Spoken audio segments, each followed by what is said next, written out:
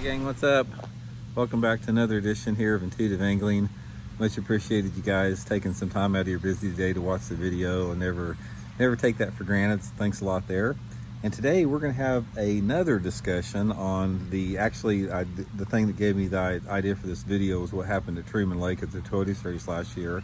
But we're going to talk about man-made brush piles, Livescope, and release areas and how it's completely changing the face of fishing. Now, for you guys out there that says, Randy, stop beating the Livescope horse to death.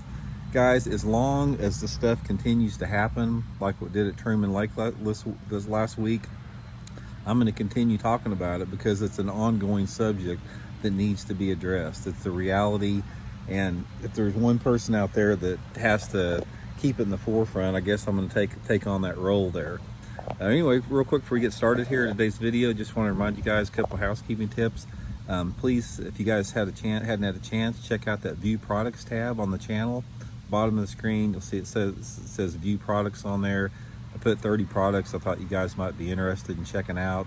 Every time you click on one of those, the channel gets 20 cents, so it's a good way to support the channel if you'd like to do that. And also, anybody interested in booking an on-the-water lesson with me this fall, shoot me a private message on my Facebook page, Randy Blockett Professional Angler, and I'll give you the details on that. Much appreciated. Okay guys, here's what went down. Now this is one microcosm, because I'm going to talk a little bit about the extent of this, but I have been paying close attention to tournament results over this past summer all over the country. And I'm going to guess, from what I've seen in my research, that 90% of the tournaments that have gotten won, not just this summer, but way before that, it's getting to be 12 months out of the year, but 90% of the tournaments I've been following since late May have been won with Livescope. And which is the same way that happened at the Truman Lake last week. I never thought in a million years that Livescope would play a part in winning a tournament on Truman Lake. Yet not only the tournament was won like that, Hunter Bauman, congratulations, not trying to take anything away from you, you did an awesome job, but it was dominated. The top 10 guys at Truman Lake dominated with Livescope. Guys, and Truman Lake is not what you would consider a Livescope lake. It's a dirty water lake full of shallow cover. It's not your typical Livescope type deal. But what has happened, and this is another thing that I see more and more of a common thread on these tournament wins, these guys have figured out how to locate or plant. A lot of them are locals, like a bunch of the guys at Truman Lake were locals that planted brush. They're finding these man-made brush piles, usually in fairly close proximity to some type of release area, and they're Livescoping these man-made brush piles that they're finding. Because like at Truman Lake, there were guys, I was running down the creek that we took out, and it's just a crap looking area. It's like you got muddy type gravelly banks, dirty water, and there's these guys fishing out off the bank everywhere out there. And I'm finding out after the tournament, they were all Livescoping man-made brush piles out there. This is something that we're seeing over and over and over again, because when you have a combination of an area that has a concentration of fish being release ferries, most big lakes that have a lot of tournaments, there's a huge population of fish that live in close proximity. When I'm talking about a close proximity, I'm talking about like within a mile of the weigh-in areas. And you've got a lot of guys planting brush, and then you're Livescoping these things. So I heard all week about these guys, what they're doing. They're getting out there in 6 to 7 foot of water, or 6 to 10 foot of water. They've got these brush piles out there that they've either planted or they found with their side imaging. And then they're finding these fish cruising around these brush piles with Livescope and casting on them. And that's how they're catching, and that's how they're winning these tournaments. So in 20 years ago or something like that tournament, Truman Lake, everybody that was in the top 10 would have caught them cranking shallow with a square bill or some type of shallow water spinnerbait or something like that.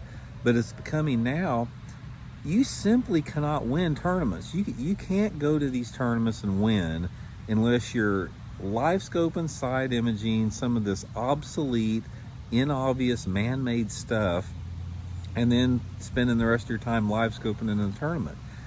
If you win a tournament doing something else, that's an anomaly that you just don't see that anymore. And it just makes me sick, man. It just makes me sick that the days of just fishing, the days of just going out and bass fishing are over with, because a lot of these guys anymore, we used to have to make 2,500 casts a day in a tournament to win tournaments. A lot of these guys are making 200 casts a day. They're not casting until they see these fish on there. And we've talked about this before, about how, that it's just not fishing, in my opinion, like that. But it continues to play a major role every single tournament. And like I said, it's taking the fun out of it to me, because here's an example. We're going to this, I got this Bassmaster tournament coming up in 2 weeks at Lake Hartwell. Guys, I guarantee, I would bet everything that I have that tournament's going to get one live scoping. If it doesn't, it's going to be a freakish deal. I mean, everybody in the top 10 is going to be live scoping these Roman spotted bass out off the points, chasing blueback herrings. That's the way you're going to have to fish. That's the way it's going to get won. 10 years ago, that wouldn't be. 10 years ago, you'd be fishing, you'd be bass fishing and have to win this tournament. But now you're going to be video game fishing.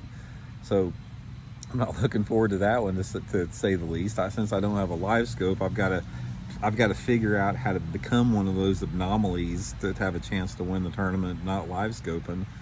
But I don't know, guys. After that tournament, I had countless, I don't know how many comments and messages I got about guys are just sick of this fact that, yeah, the live scoper showed out at Truman Lake. It was all about live scope.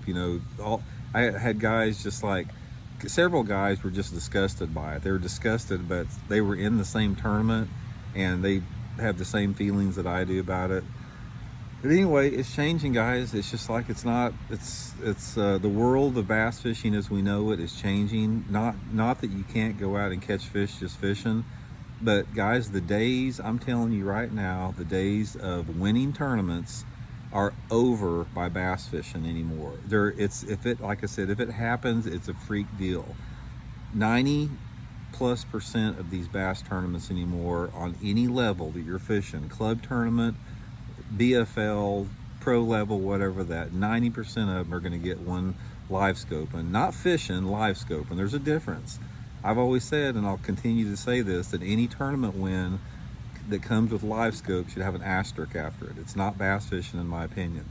I'm not dogging you guys that do it. If you guys do it out there and you feel that that's what you want to do, that's fine. But I don't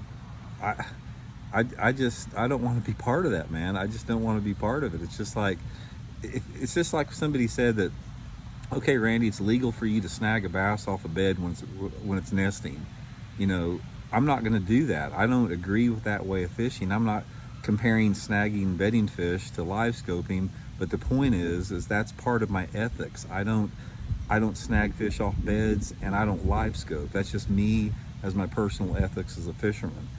So like I said, I guess I'll just continue to take my lumps out there until I occasionally get on one of these tournaments where there's some off the wall deal going on. But anyway, just wanted to vent that a little bit. Like I said, I had a lot of comments after that Truman Lake, people wanting me to point it out, wanted to share that with you guys. So hope you enjoyed it. And guys, please hit that subscribe button, and please start sharing these videos with your friends. That'd be much appreciated. It's a good way to grow the channel, and it's a good way to support what's going on here. Thanks a lot. See you.